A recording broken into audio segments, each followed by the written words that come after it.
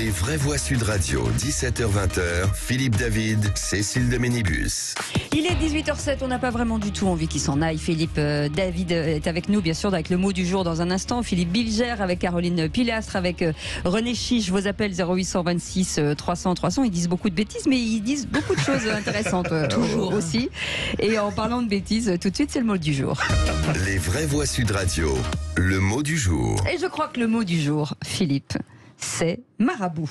Marabouter, absolument, marabouter. exactement. Le mot du jour est le verbe marabouter, puisqu'une rumeur divulguée sur les réseaux sociaux par un des frères de Paul Pogba affirme que le milieu de terrain de la Juventus et des Bleus aurait tenté de faire marabouter le grand Kylian Mbappé.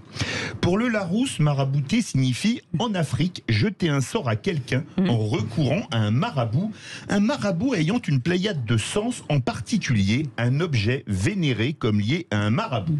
Marabout vient de l'arabe mrabot, qui vient de l'arabe classique mourabit, qui désigne l'homme vivant dans un ribat, un couvent fortifié. D'accord. Ainsi donc, les marabouts... Oui, Mourabit. absolument. Ainsi donc, les marabouts maraboutent, ce qui signifie que les personnes maraboutées sont victimes d'oiseaux de mauvais augure.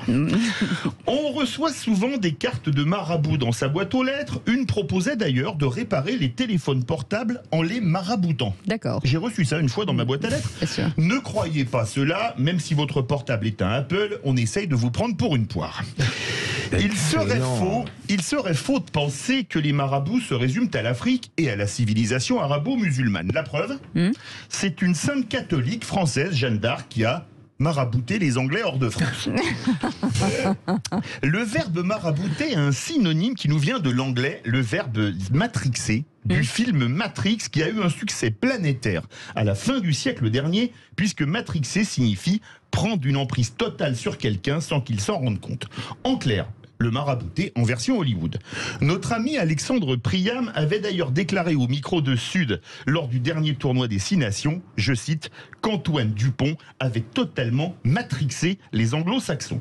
Sous Jeanne d'Arc, on maraboutait les Anglais, aujourd'hui on les matrixe, et demain, et grâce à une vraie voix, on va... Est-ce que vous savez quoi? Non.